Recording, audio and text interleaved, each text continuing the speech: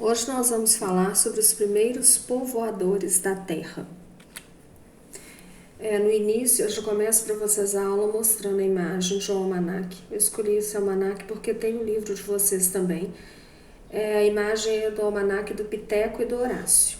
Então, o Piteco, ele é um homem das cavernas e o Horácio é um tiranossauro filhote muito bondoso, muito bonzinho. Quem criou esses personagens foi o Maurício de Souza. Ele é o mesmo criador da Turma da Mônica e inclusive daquele texto bonitinho que eu mandei para vocês do Tonico, Ver Sem Enxergar. O que eles estão fazendo, Piteco e Horácio? Se o Piteco e o Horácio fossem de carne e osso, a cena que você vê na imagem poderia ter acontecido? O que você sabe sobre o tempo em que se passaram as aventuras dos dois personagens?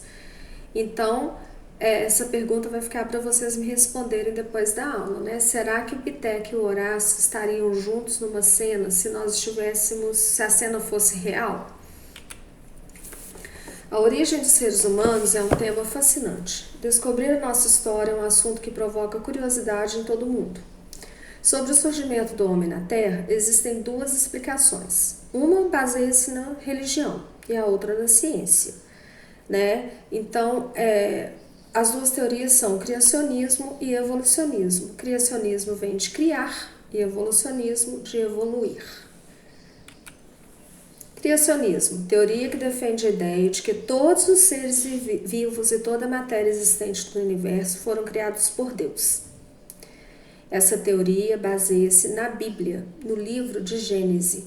Então, Deus criou o mundo em 6 dias e descansa no 7º. Ele cria o homem e a partir do homem, ele cria a mulher.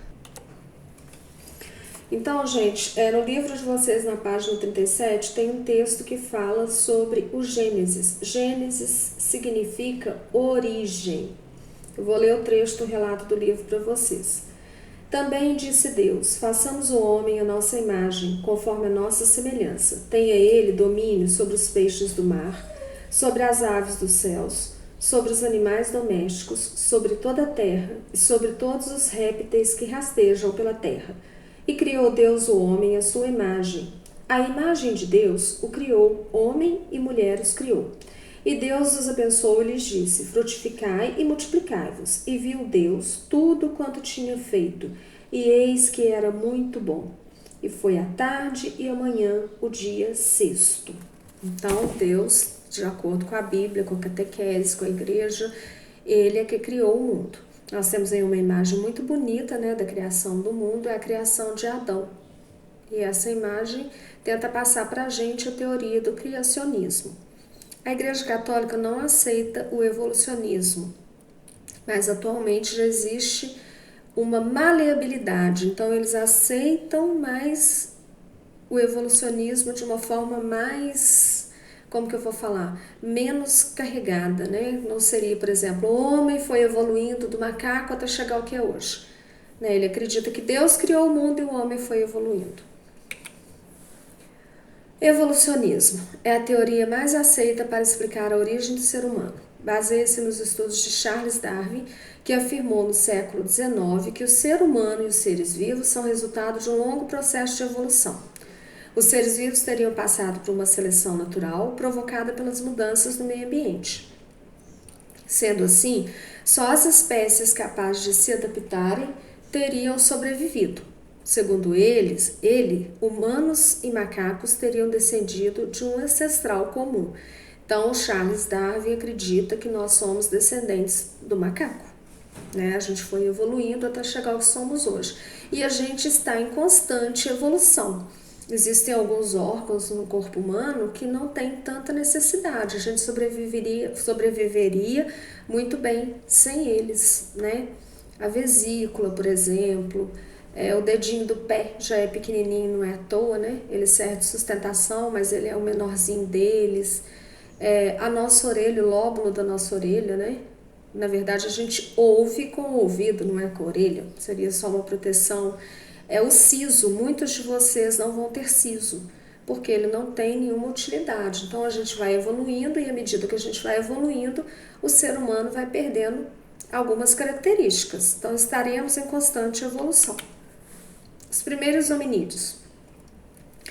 Os antepassados do ser humano são chamados de hominídeos, ou seja, seres que já possuíam algumas características humanas. Há cerca de 2 milhões de anos, dentro da família de hominídeos, surgiu o gênero Homo. A evolução do gênero Homo é conhecida por estudo dos fósseis que foram encontrados pelos paleontólogos. Os fósseis mais antigos foram encontrados lá na África. Aí nós temos mais uma imagem mostrando a evolução do ser humano, né? O crânio foi evoluindo também.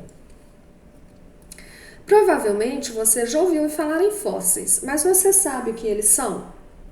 Os fósseis são registros de seres vivos que existiram no passado e que de alguma forma foram conservados. Os seres vivos podem estar preservados nas rochas, na areia, no gelo e, acredite, até mesmo dentro de outro fóssil. Homo habilis é considerado o primeiro representante do gênero Homo. Viveu há cerca de 2 milhões de anos na África.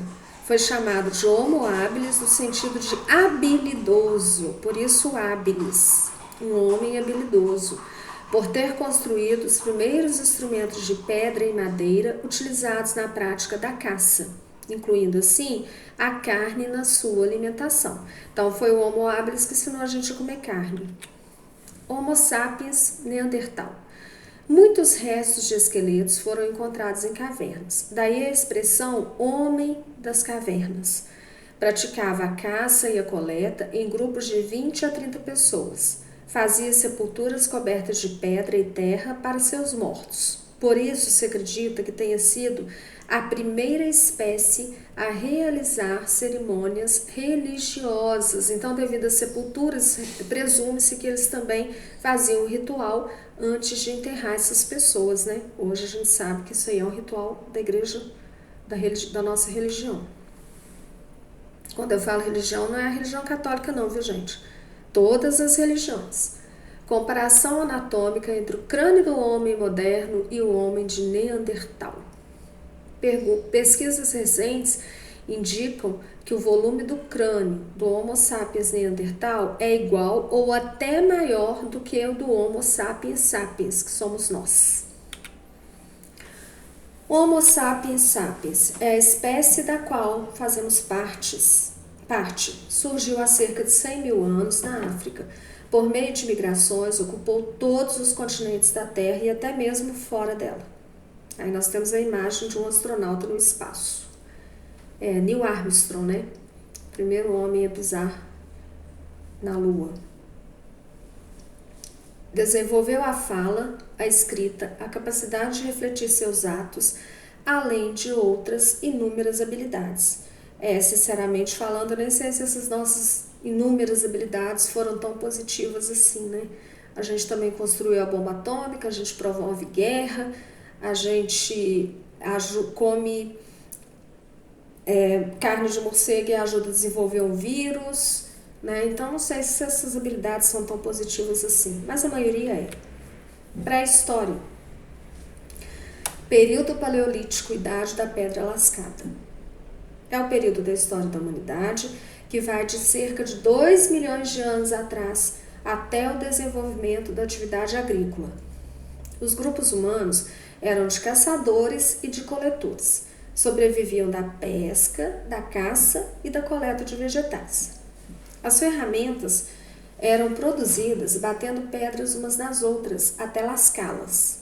Assim produziam machados, lanças, arpões, agulhas. Também usavam ossos na fabricação de ferramentas. A gente tem uma imagem aí que está lá no museu, é uma ferramenta que está no Museu de História Natural.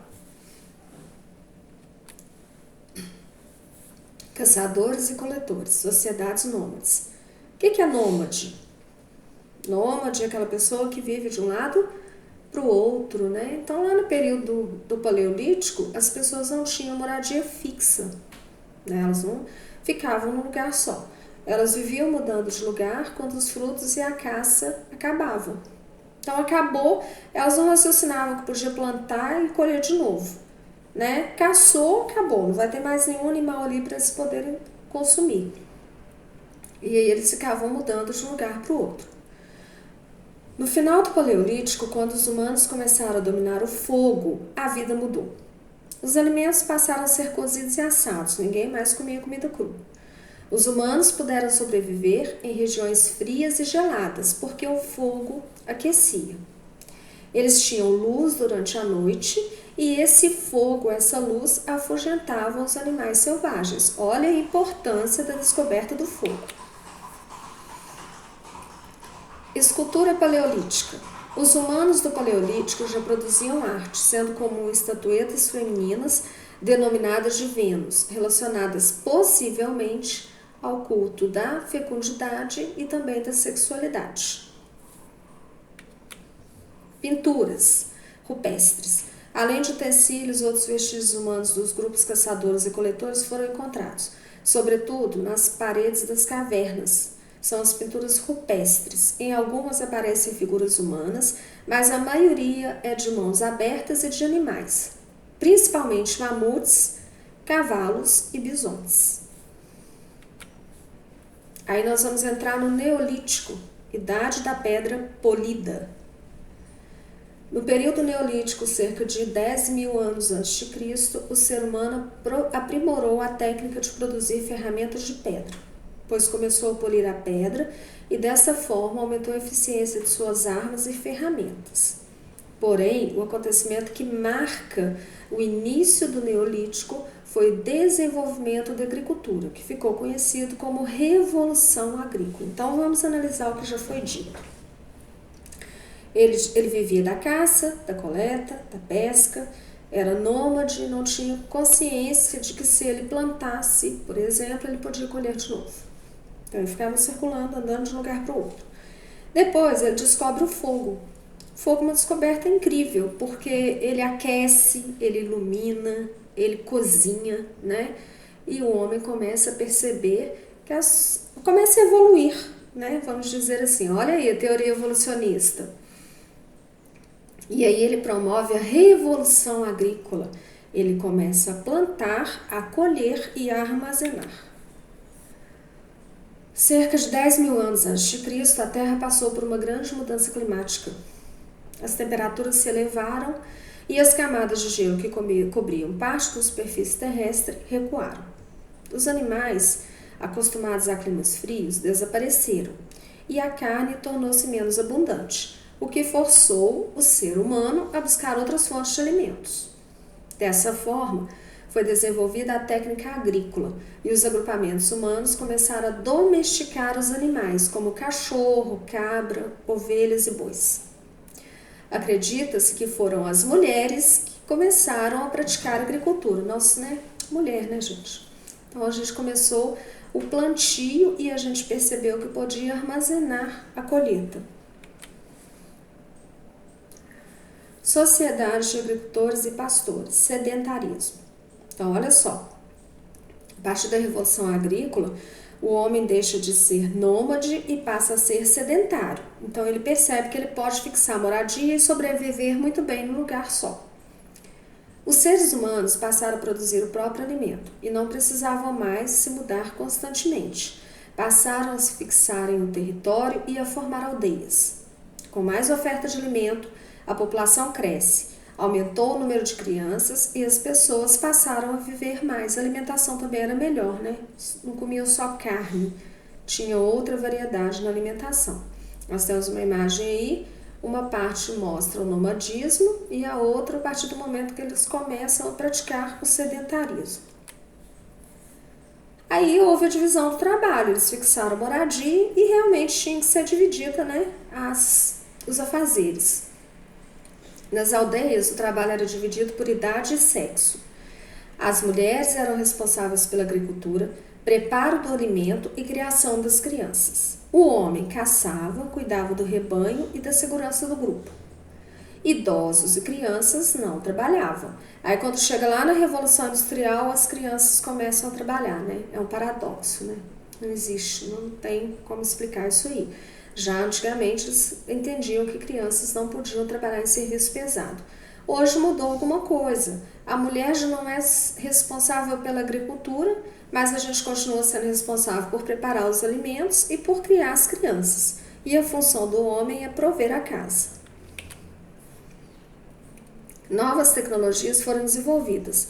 O arado, que era puxado por animais, né? Então facilitou muito porque não tinha que ficar arando a terra, abrindo a cova, né? Então colocava lá uma junta de bois, como se chama aqui na nossa região, a puxar um carrinho que era o arado. Então a roda de arado ia cortando a terra e o homem vinha plantando atrás.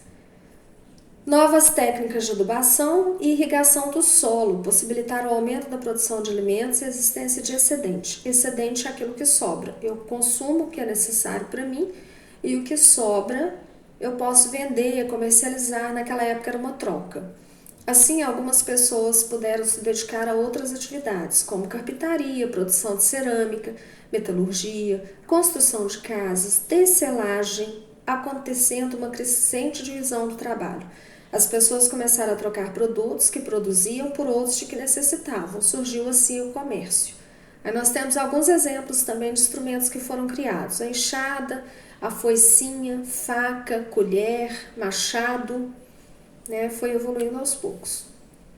A partir da prática da agricultura, os grupos humanos passaram a necessitar de recipiente em que pudessem cozinhar, armazenar e transportar os seus cereais.